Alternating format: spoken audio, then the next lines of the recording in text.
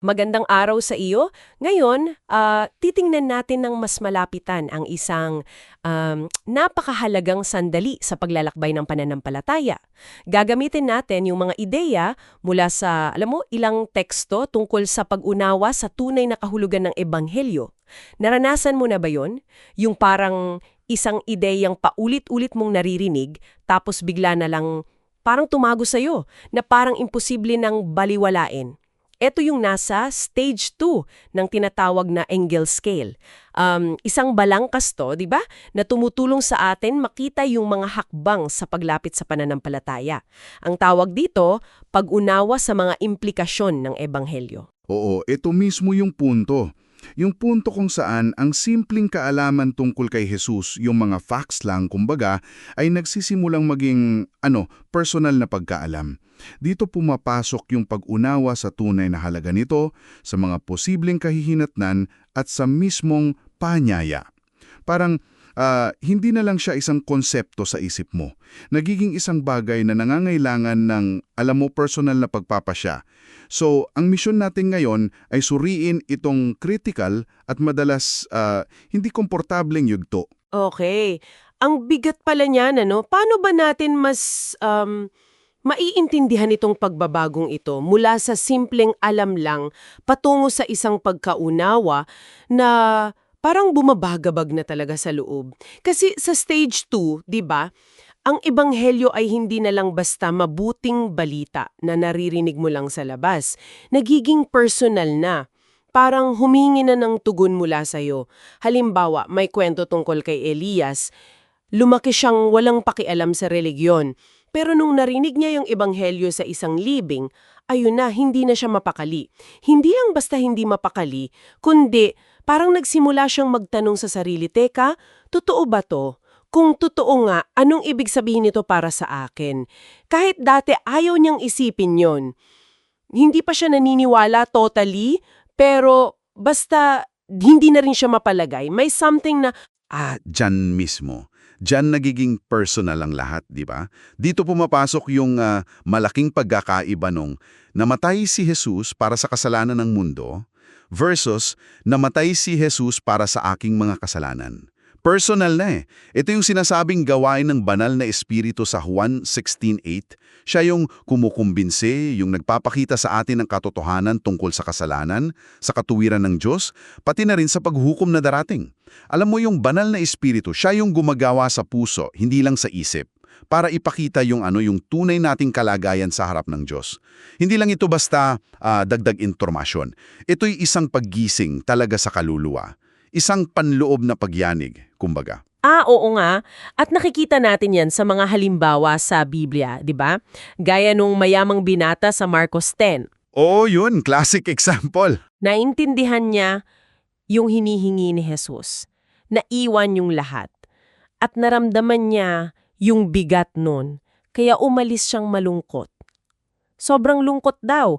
O kaya si Gobernador Felix sa mga Gawa 24, si antetip ng mga nagsasalita si Pablo tungkol sa katuwiran, pagpipigil sa sarili at paghuhukom, natakot daw si Felix. Natakot, oo. Malinaw sa kanya yung implikasyon pero pinili niyang ipagpaliban yung desisyon. Sabi niya, sige, pag may time ako.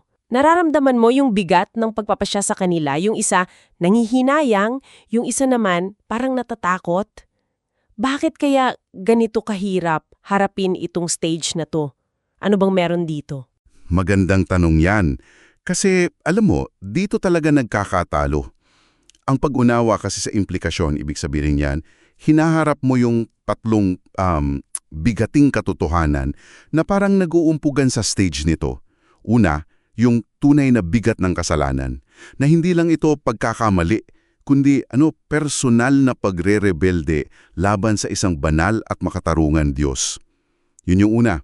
Pangalawa, yung hindi maarok na lalim ng biyaya na si Jesus ay namatay hindi lang para patawarin tayo o gawing mas mabuti.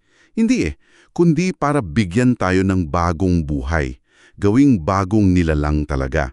At pangatlo, ito yung mabigat, yung hindi maiiwasang panawagan sa pagsuko, na ang pagtanggap kay Jesus bilang tagapagligtas ay kasama dapat, hindi pwedeng hindi, ang pagpapasakop sa Kanya bilang Panginoon. Ito yung tinatawag na korona at krus.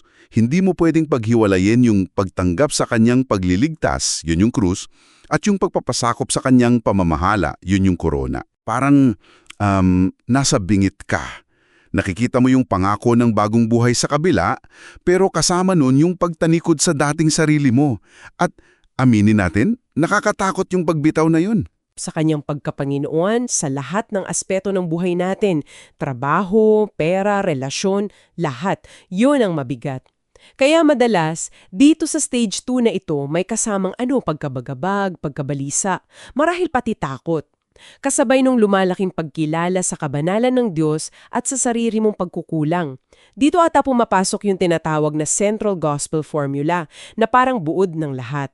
Parang ganito, si Hesukristo ay Panginoon. Tama. Kung ipagkakatiwala mo ang buhay mo sa Kanya, ibibigay niya ang buhay niya sa iyo. Ililigtas ka niya, iingatan ka niya. Pero, eto yung pero, kailangan mong yumuko at pasakop sa Kanyang pagkapanginoon. Simple pakinggan, pero napakatindi ng bigat at implikasyon yan. Eksakto, napaka-concise, pero andun lahat. Ang stage 2 ay isang sagradong paghaharap sa pagitan ng kaluluwa mo at ng katotohanan ng Diyos. Isa itong kinakailangang pagyanig, alam mo yon, isang mahalagang hakbang bago yung tunay na pagsuko at pananampalataya, yung stage 1 at lampas pa. Hindi ito dapat madaliin kasi kailangan ng personal na pakikipagbuno sa katotohanan at sa mga implikasyon nito sa sarili mong buhay. Pero hindi ay nito dapat iwasan o takbuhan kasi dito nagaganap yung paghahanda ng puso para sa tunay na pagbabago. Ito yung lambak ng pagpapasya kung saan tinitimbang mo ang halaga ng lahat. So, ang pinaka-esensya pala nang napag-usapan natin ang tunay na pag-unawa sa Ebanghelyo, itong stage 2, ay higit pa sa pag-aalam lang ng mga doktrina o facts? Higit pa. Ito ay isang makapangyarihang paggising, galing sa banal na espiritu na humihingi ng personal na pagtugon mula sa kaibuturan mo. Hindi na lang to usapin ng ano ang alam ko, kundi ano ang gagawin ko dito. Kaya iiwan namin sa iyo sa iyong nakikinig ang tanong na ito para pagnilayan mo. Kung nararamdaman mo yung bigat na ito ngayon o nakikita mo ito sa iba, ano sa tingin mo ang susunod na hakbang na nais ipagawa sa iyo ng Diyos? Hindi lang basta ang patuloy na malaman, kundi ang talagang gawin bilang tugon mo doon sa pagkaunawaang yon.